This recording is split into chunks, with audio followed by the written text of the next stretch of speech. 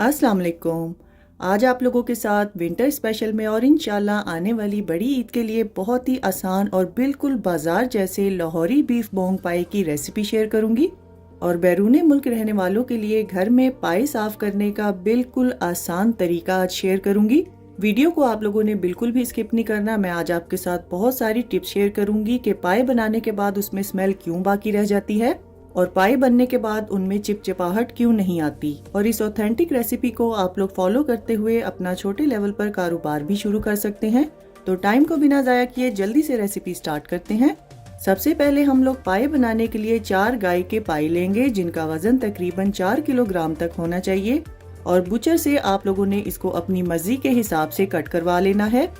और साथ ही यहाँ पर 3 किलोग्राम के बराबर आप लोगों ने नली वाली हड्डी का इस्तेमाल करना है। पाए बनाते हुए आप लोगों ने नली वाली हड्डी का इस्तेमाल लाजमी करना है। नली वाली हड्डी की ही वजह से पाए का टेस्ट जो है वो डबल हो जाता है। नली वाली हड्डी के साथ साथ आप लोगों ने जो जोड़ वाली हड्डी होती है जिसको ज्वाइंट बोन कहते हैं उसको भी लाजमी यूज करना है। और अब हम यहाँ पर 1.5 किलोग्राम बोंग यानी मछली की बोटी का इस्तेमाल करेंगे जिसको बोनलेस शैंक्स भी कहा जाता है। बोंग को आप लोगों ने बड़े बड़े पीसेस में कट करना है। वीडियो में आप लोग देख सकते हैं जितने बड़े पीसेस आप लोगों को नजर आ रहे हैं आप लोगों ने बिल्कुल इसी साइज के पीसेस कट करने हैं। इस रेसिपी में आप लोगों ने बोनलेस शैंक्स का ही इस्तेमाल करना है और गाय के किसी और पार्ट के गोश्त का आप लोगों ने इस्तेमाल बिल्कुल नहीं करना। अब 550 ग्राम से लेके 600 ग्राम तक आप लोगों ने प्याज लेनी है और इसको छील कर बड़े टुकड़ों में काट कर चॉपर में डालेंगे और आधा कप पानी डालकर इसका पेस्ट बना लेंगे।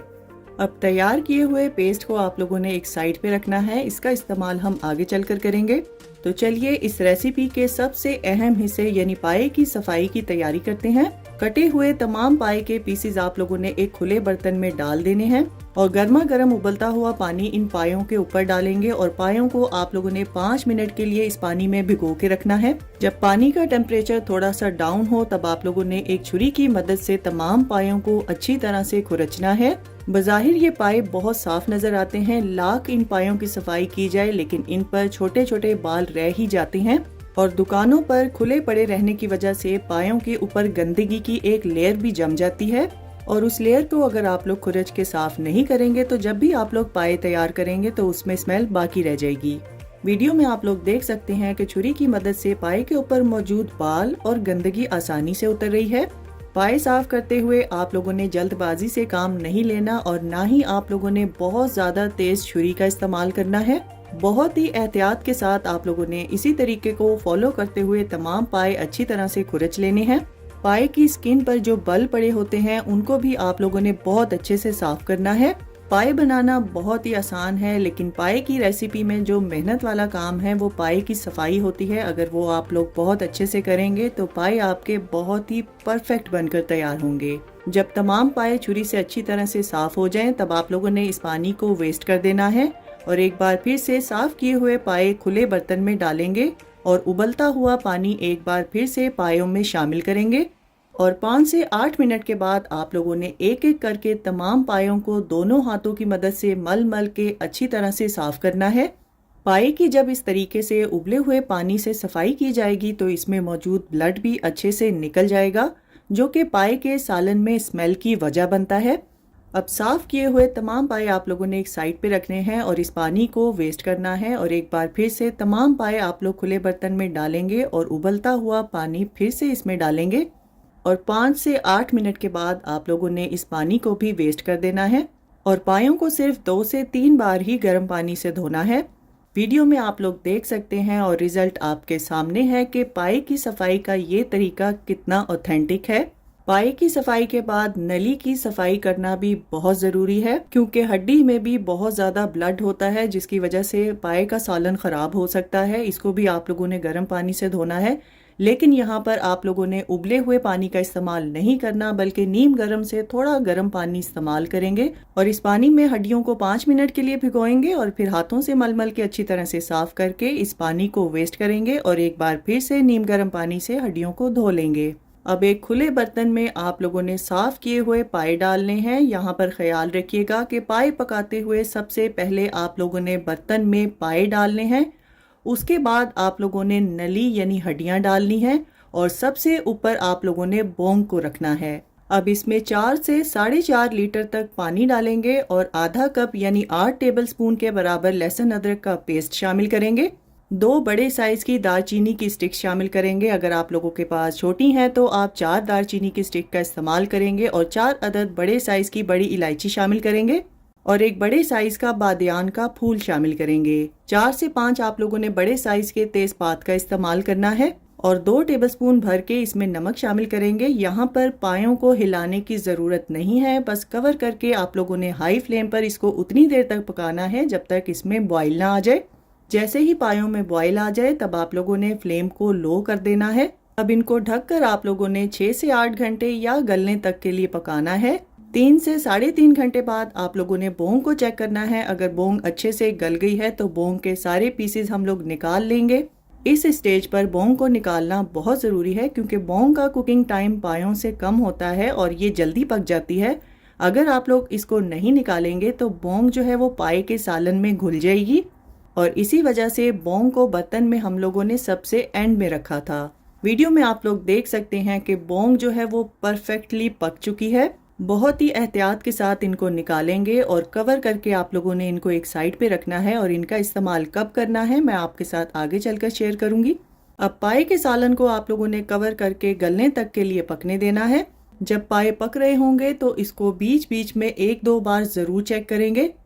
मुझे पायों को गलाने के लिए 6 घंटे लगे थे और वीडियो में आप लोग देख सकते हैं कि पाए बिल्कुल रुई की तरह गल चुके हैं। इस स्टेज पर आके आप लोगों ने बहुत ही एहतियात के साथ तमाम पाए और हड्डियां इसमें से निकाल लेनी है और साथ ही जो खड़े मसाले हम लोगों ने डाले थे वो भी इस स्टेज पर निकाल लेंगे। इनका काम बस यहाँ तक था और इस यखनी को एक साइड पे रखेंगे। इसका इस्तेमाल हम आगे चलकर करेंगे।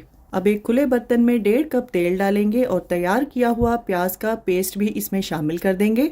साथ ही इसमें 4 से 5 टेबलस्पून लहसुन अदरक का पेस्ट भी शामिल कर देंगे और मीडियम टू हाई फ्लेम पर प्याज का पानी ड्राई होने तक और लहसुन अदरक की स्मेल खत्म होने तक इसको अच्छी तरह से भूनेंगे। जब प्याज और लहसुन अदरक का कच्चापन खत्म हो जाए तब आप लोगों ने इसमें 1 टेबलस्पून भर के नमक शामिल करना है।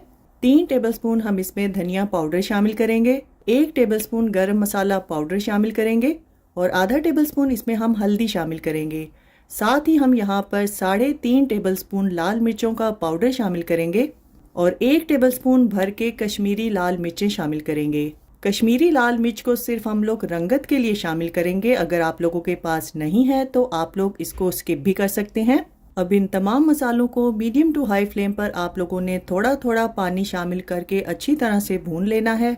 बिल्कुल बाजार जैसे पाए बनाने के लिए सिर्फ इसमें यही मसाले इस्तेमाल किए जाते हैं। इसमें किसी भी किस्म के सीक्रेट मसाले का इस्तेमाल नहीं किया जाता और ना ही टमाटर और दही का इस्तेमाल किया जाता है।